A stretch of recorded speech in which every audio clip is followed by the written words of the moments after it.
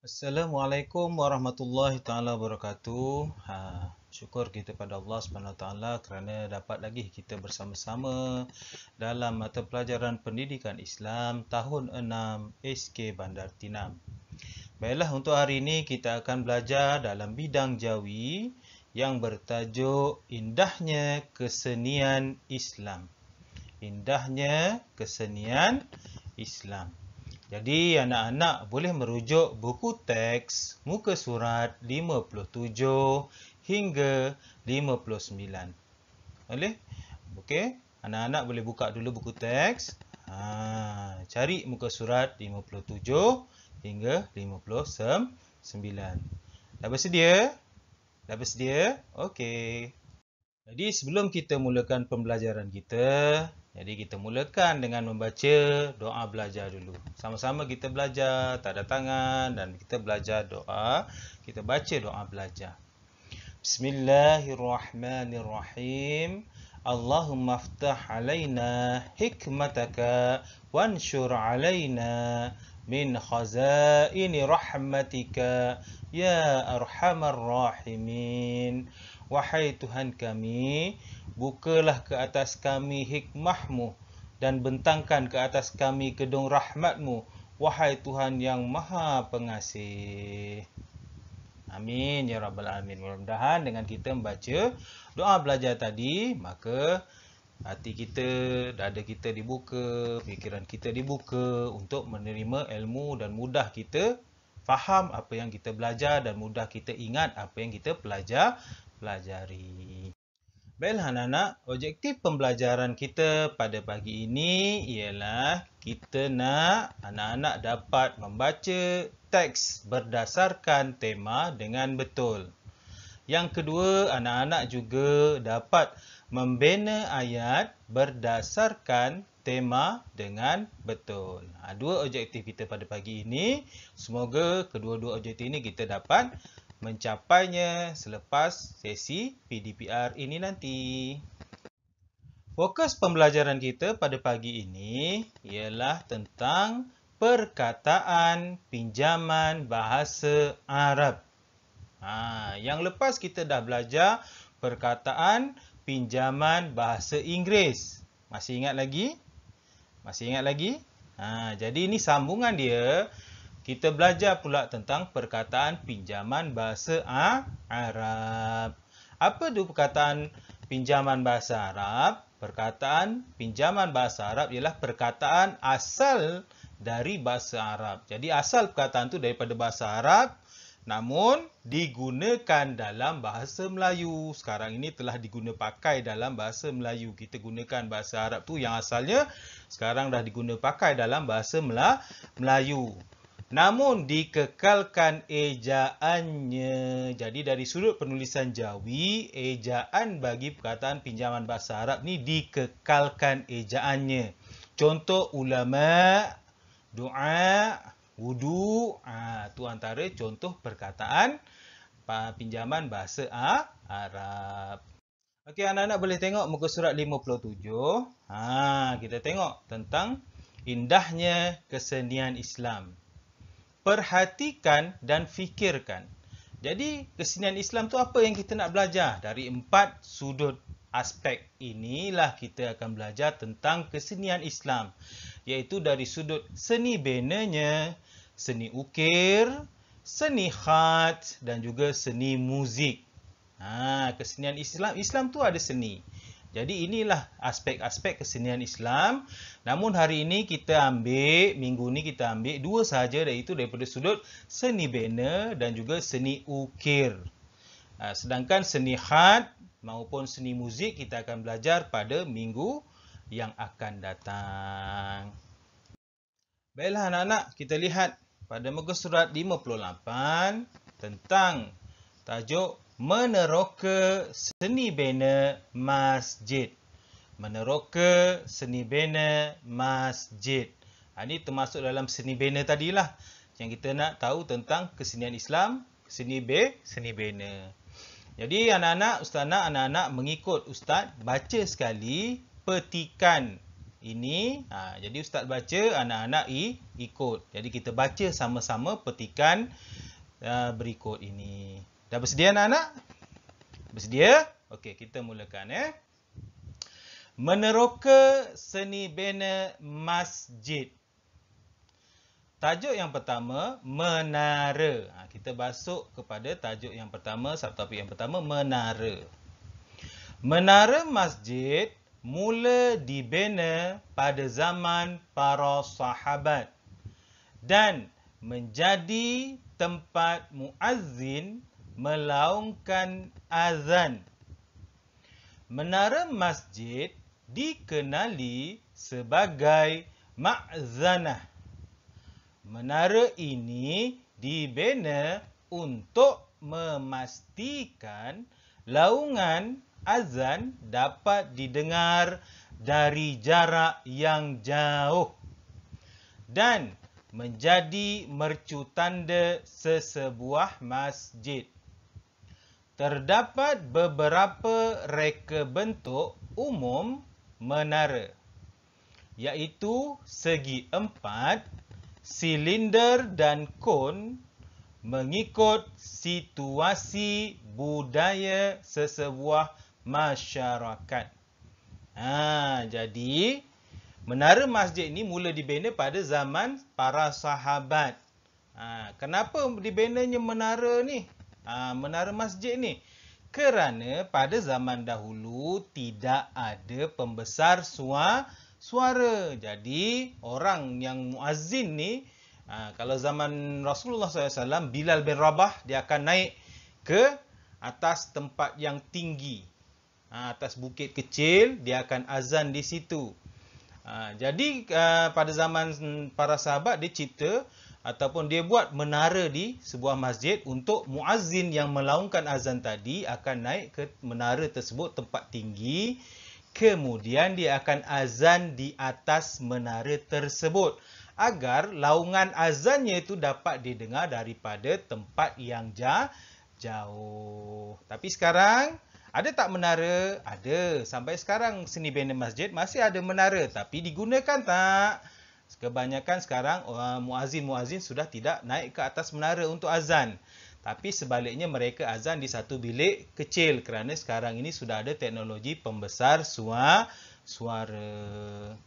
Okey, anak-anak. Kita dah baca petikan tersebut. Jadi kita tengok ada tak perkataan pinjaman bahasa Arab dalam petikan ini. Okey, perkataan yang pertama ialah masjid. Itu adalah perkataan pinjaman bahasa Arab yang pertama. Yang keduanya ialah sahabat. Sahabat ialah merupakan perkataan pinjaman bahasa Arab. Yang ketiga, azan. Yang ketiga, azan. Ini Ustaz tanda pakai mouse, dia memang tak cantik lah. Tapi anak-anak kenal pastilah isi-isi penting dia. Kemudian, apa lagi perkataan bahasa Arab yang kita boleh jumpa? Pinjaman bahasa Arab kat sini.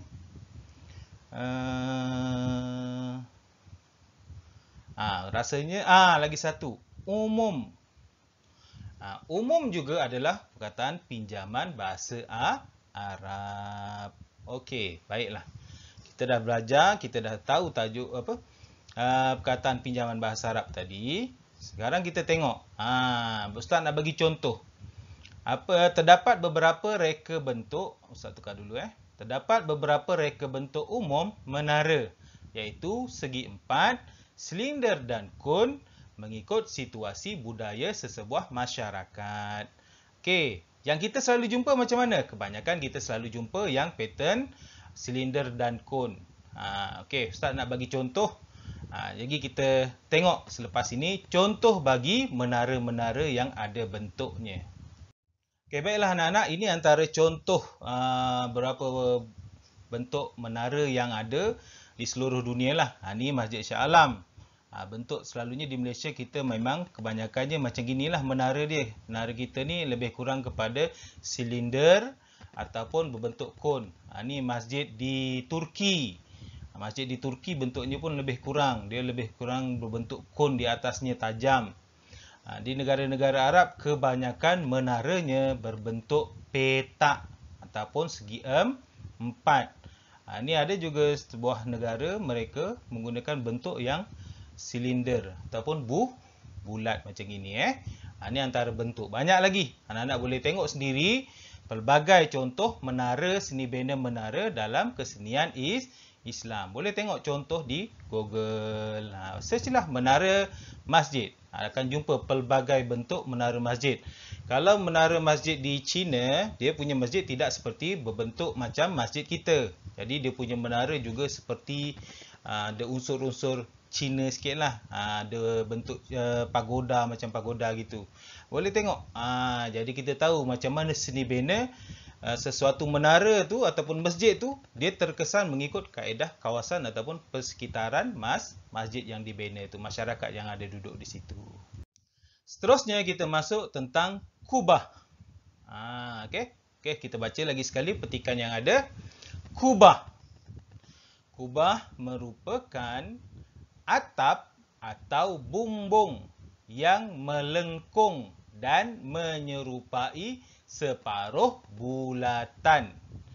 Kubah di dalam masjid dapat memberikan kesan pantulan suara atau gema di dalamnya. Terdapat aneka reka bentuk kubah. Antaranya ialah bentuk separuh sfera, piring, bintang dan bulat seperti bawang serta tirus di atas. Reka bentuk kubah seperti ini banyak terdapat di masjid Malaysia. Selain itu, binaan kubah pula diperbuat daripada batu bata, konkrit, aloi, aluminium atau keluli dan disaluti dengan aluminium, tembaga atau polikarbonat. Ini tentang kubah. Atau kubah. Kubah ni yang ni. Ni namanya kubah. Yang bulatan seperti bawang. Okey, yang ni bentuk dia lain sikit. Yang ni di masjid negara. Kalau search masjid negara, dia punya kubah seperti ini, ataupun kita boleh tengok juga pusat Islam negara pun lebih kurang macam gini kubahnya. Okey. Kubah ni, fungsi dia tadi kat sini, di dalam masjid dapat memberikan kesan pantulan suara atau gema di dalamnya. Ni ustaz rasa, pandangan ustaz lah. Kenapa kubah tu dibuat pada masjid zaman dahulu? Kerana apa? Kerana zaman dahulu tidak ada pembesar suara. Jadi imam, kalau jemaahnya ramai, perlukan suara yang kuat. Jadi macam mana nak sampaikan kepada jemaah yang di belakang? Maka adanya kubah tadi memantulkan suara ataupun memberi gema. Jadi bila imam baca, suara tu dipantulkan menyebabkan ianya pergi menyeluruh kepada seluruh jemaah yang ada di dalam masjid. Itu zaman dulu dibinanya kubah ni lah. Itu merupakan ciri-ciri sebuah masjid. Tapi sekarang ni dah pelbagai bentuk kubah. Ada yang sfera, separa bulatan, ada yang bentuk macam gini. Nanti ustaz akan tunjuk contoh-contoh kubah selepas ini. Untuk sekarang ni ustaz nak bagi tahu pula apa dia perkataan pinjaman bahasa Arab yang ada dalam petikan ini. Yang pertama, kubah tu sendiri merupakan kata pinjaman bahasa Arab. Kemudian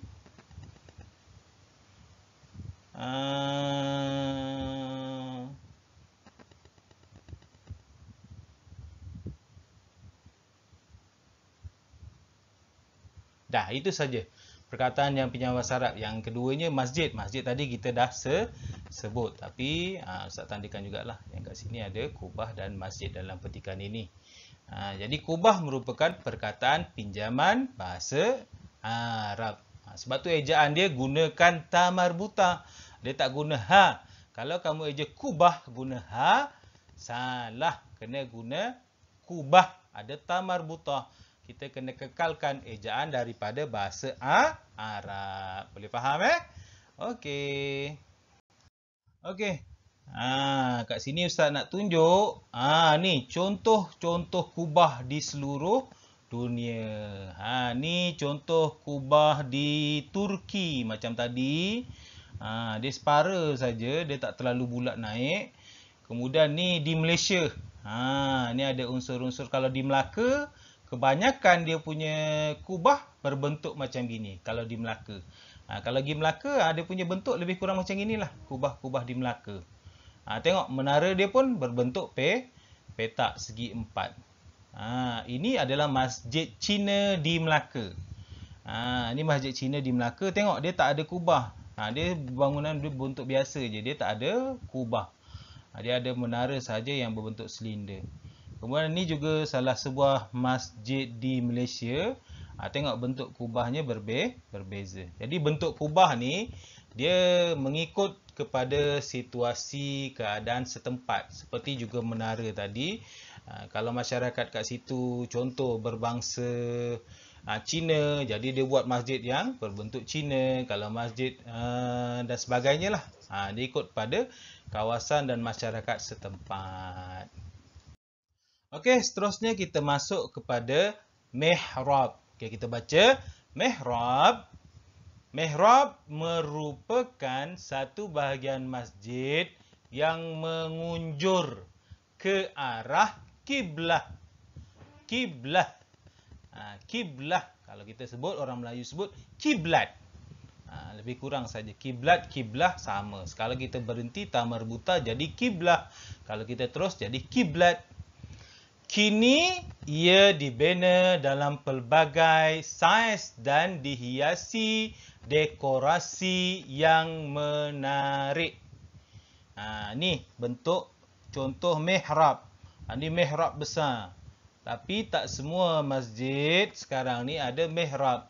Ada sebahagian masjid yang sudah tidak ada mihrab. Tapi kalau kita tengok masjid-masjid besar, dia akan ada mihrab. Tengok dihiasi dengan ni hiasan ni. Hiasan, dekorasi-dekorasi mengikut kesenian Islam. Ada yang corak agama, ayat-ayat Quran dan sebagainya. Mihrab ni adalah tempat imam kat sini, kat depan ni. Jadi imam sembahyang di dalam mihrab. Dia mengunjur ke arah kiblat. Okey, untuk perkataan bahasa Arab dalam petikan ini ialah mihrab. Kemudian yang keduanya kiblat. Ada lagi. Mihrab dan juga masjid ni tadi samalah. Masjid kita ulang balik je. Dalam petikan ni ada juga masjid. Jadi mihrab dan juga kiblat. Ada lagi? Yang lain? Okey, rasanya tak ada. Okey, ini adalah mihrab. Okey, boleh tengok kat Google macam-macam bentuk mihrab. Ustaz tak bagi contoh lah sebab mihrab ni dia tak ada pelbagai. Dia memang lebih kurang macam itu je. Tapi ada yang buat kecil saja, muat-muat untuk imam dan sebagainya. Itu boleh search di Google. Okey. Seterusnya ialah dekorasi. Ini kita masuk kepada seni kesenian Islam yang kedua. Tadi kita belajar tentang yang pertama seni bina. Yang kedua bila masuk dekorasi dia masuk kepada seni ukir. Islam juga adalah ada dia punya kesenian ukiran dia. Macam mana kesenian ukiran ukiran mengikut kesenian Islam ni macam mana? Okay, kita baca sama-sama Dekorasi. Pelbagai elemen digunakan untuk menghiasi seni bina masjid. Antaranya ialah seni tulis, iaitu dengan menggunakan pelbagai kaedah tulisan khat. Bentuk geometri seperti pentagon dan heksagon. Corak motif tumbuh-tumbuhan seperti corak bunga-bungaan. Beberapa contoh corak bunga-bungaan ialah corak tikam seladang atau bunga mas, tanjung dan melo. Selain itu, hiasan Arabis juga digunakan untuk menghiasi bahagian tertentu, seperti sudut lengkungan dan bahagian atas tiang dengan menggunakan pelbagai motif. Namun, terdapat juga corak lain yang menghiasi seni bina masjid, kesan pengaruh budaya sesuatu bangsa. Contohnya dapat dilihat di kebanyakan masjid negeri Melaka yang menggunakan ukiran dan hiasan pelbagai budaya. Okey. Kita tengok dari sudut kesenian ukiran ni, yang pertamanya ada juga disentuh tentang pelbagai elemen digunakan untuk menghias masjid. Kita tengok hiasan-hiasan masjid, antaranya ialah menggunakan tulisan, iaitu tulisan khat. Kan kita nampak khat yang macam banyak tulisan di dinding-dinding masjid tu. Ada juga ini namanya khat. Dia kata seperti pentagon dan heksagon. Yang ni kebanyakannya adalah khat kufi. Kalau nama khat dia nama khat kufi, bukan air kopi air kopi tu minuman. Ini khat kufi. Boleh belajar. Khat kufi ni bentuknya seperti, ada kalau kita nampak dari jauh macam petak-petak tu, ukiran-ukiran tu kalau kat rumah kan ada nampak ayat-ayat Quran yang ada berbentuk macam seolah-olah satu bentuk pentagon dan heksagon tu, petak-petak, itu namanya adalah khat kufi. Okey. Jadi bentuk geometri seperti pentagon dan heksagon. Okey. Kemudian juga selalunya kebiasaannya corak-corak kesenian Islam ni bermotifkan bunga-bungaan, seperti corak tikam seladang, bunga emas, melur, tanjung dan sebagainya. Itu boleh kita tengok pada kain songkit ataupun kain batik. Kain batik, kain songkit Melayu ataupun kita punya traditional songkit, kita nampak ada bunga tabur, bunga emas. Ini adalah contoh corak tikam seladang. Corak tikam seladang. Yang lain boleh tengok macam mana corak bunga emas, macam mana tanjung dan melur. Okey. Selain itu, hiasan Arabis. Apa tu hiasan Arabis? Ni hiasan bentuk Arabis ni. Ni macam corak-corak Arab lah sikit. Dia Arab ni dia kebanyakan corak-corak dia seperti ini.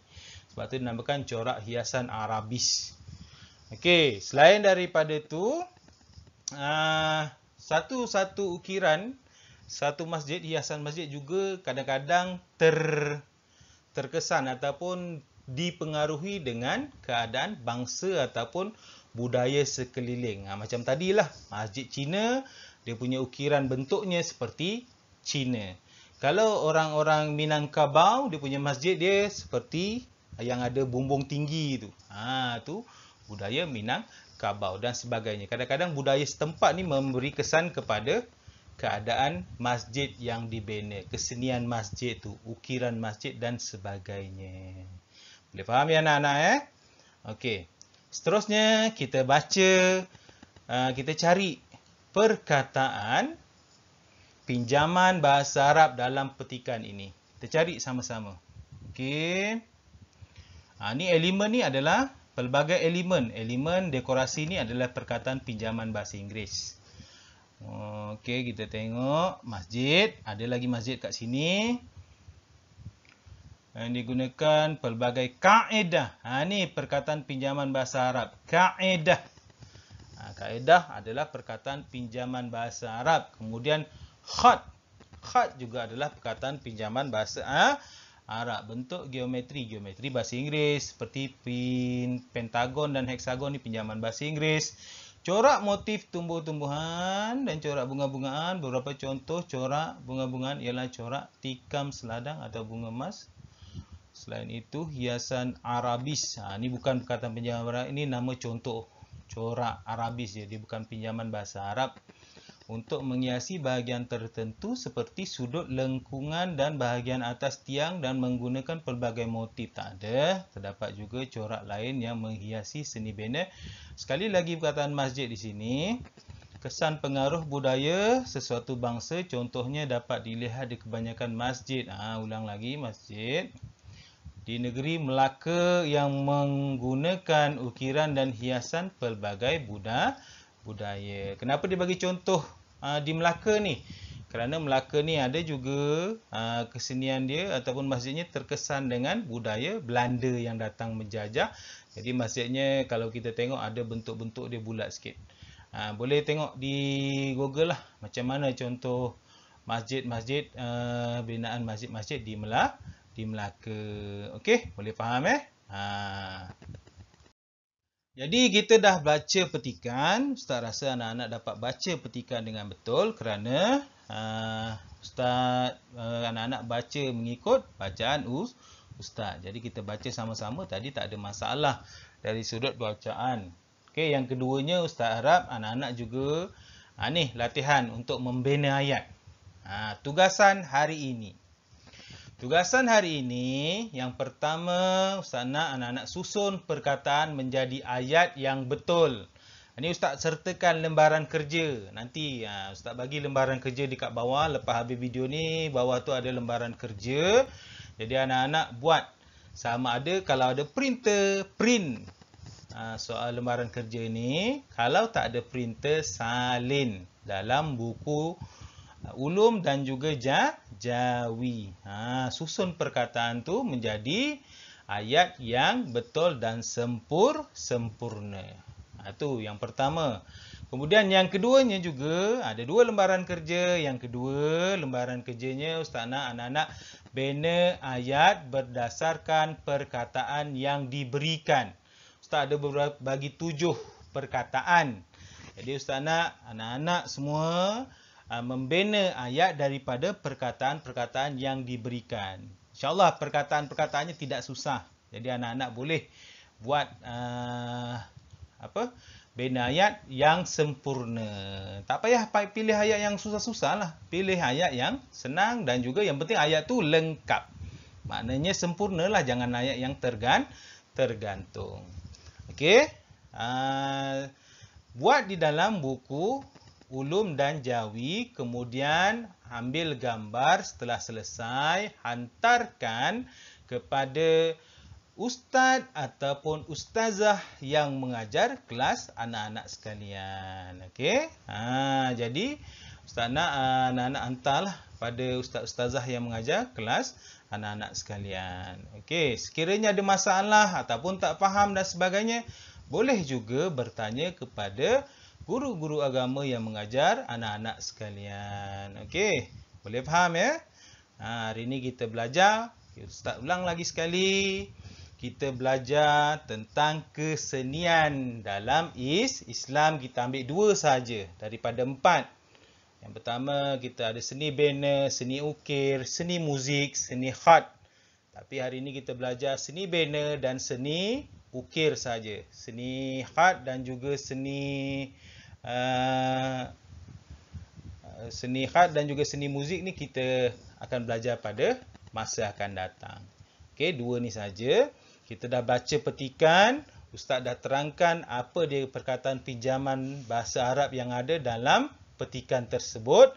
Jadi Ustaz harap anak-anak faham apa dia perkataan pinjaman bahasa Arab yang kita boleh ambil daripada petikan yang tersebut. Okey, boleh faham Itu saja pelajaran kita, sesi PDPR kita pada pagi ini. Mudah-mudahan anak-anak faham dan kita akan sambung lagi pelajaran kita pada minggu hadapan. Okey, terima kasih. Assalamualaikum warahmatullahi wabarakatuh.